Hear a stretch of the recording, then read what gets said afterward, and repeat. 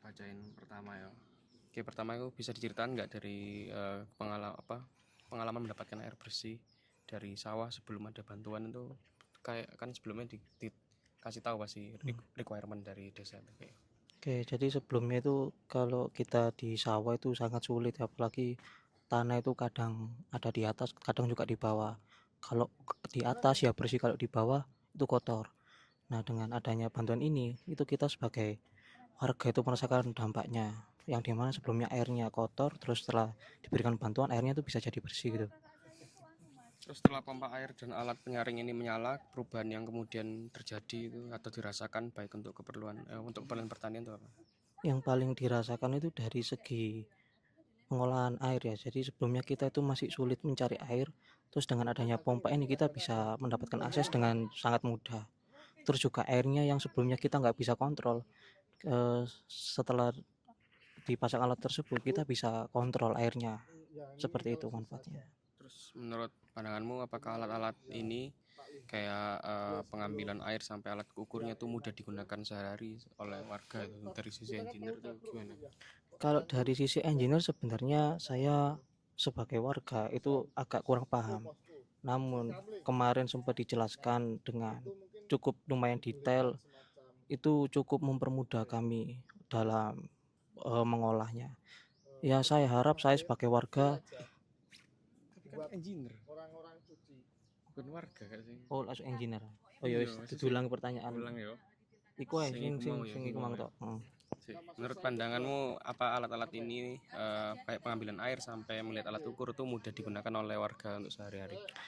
Saya kira cukup mudah ya, dikarenakan kita sudah membuat modulnya yang dimana dalam modul itu suku cadangnya sampai manual booknya kita buat, alatnya itu mudah digunakan.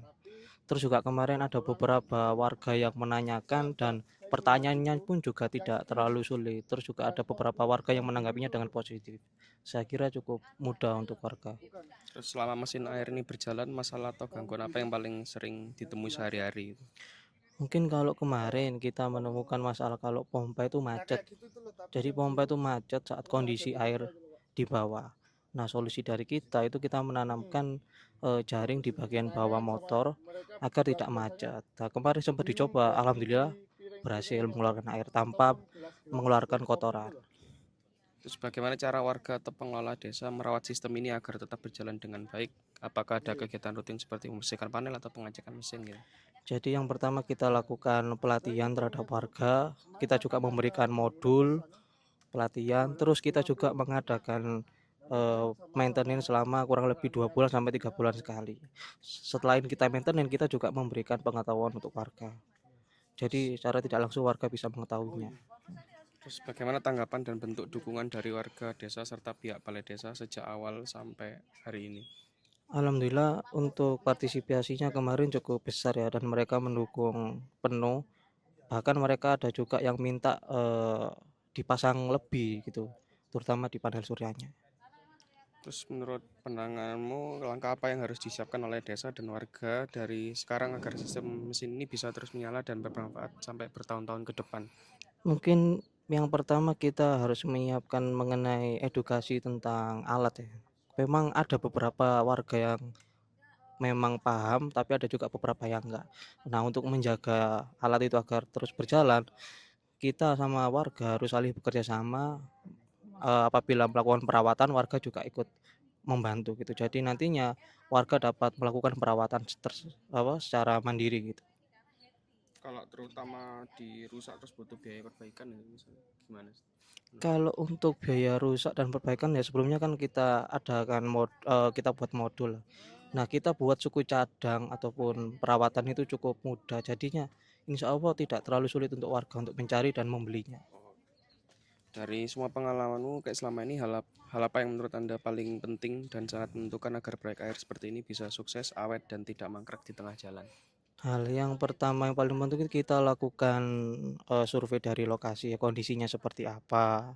Terus juga alat yang digunakan juga seperti apa. Nah, kemarin juga kita menggunakan di sawah ya, kita pakai pompa submersible itu untuk mengurangi noise dan juga kebisingan.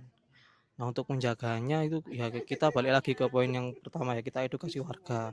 Nantinya insya Allah alat kalau misalnya warganya mau teredukasi, insya Allah alatnya bakalan tetap eh, berjalan. Terus dari sisi mesin, kelistrikan dan panel surya, kerusakan atau gangguan teknis apa yang paling rawan terjadi di lapangan? Bisa diceritakan gimana proses perbaikan masalah tersebut? Yang paling sering itu ada di panel surya, yang dimana kalau misalnya di siang hari itu kadang kotor debu. Jadi kalau kotor itu arus yang listrik yang keluar itu kurang sesuai. Nah untuk perbaikannya ya sebisa mungkin kita 1 hari sekali itu membersihkan panel suryanya, karena nantinya bisa mataharinya itu bisa menyinari dengan maksimal gitu.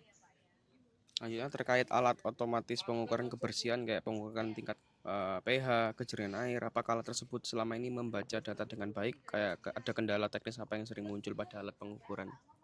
Untuk kendala sejauh ini tidak, karena memang kita buat alatnya itu kita sudah kalibrasi dengan industri, kita juga bandingkan dengan hasil percobaan secara manual.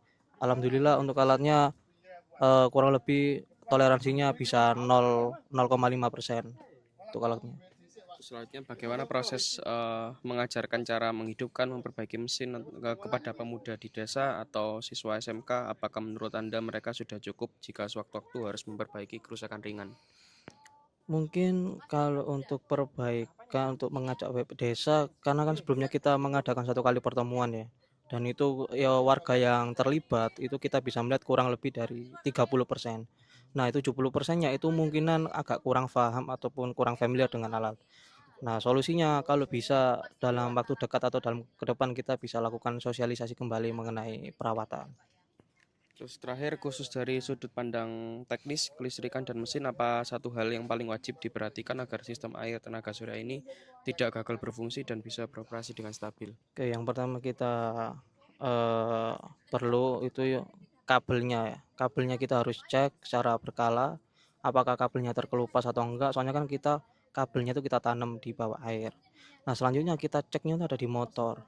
Apakah dalam 1 hari itu motor itu mengeluarkan airnya itu kencang atau enggak? Kalau misalnya ada yang enggak kencang dalam beberapa hari, jadi kita perlu angkat motornya. Kita cek apakah ada saluran yang tersumbat atau batu yang masuk. Nah, lalu untuk panel suryanya itu sudah saya sebutkan tadi, kita sebisa mungkin kita lakukan pembersihan mengenai debu yang ada di panel setidaknya 1 kali sehari.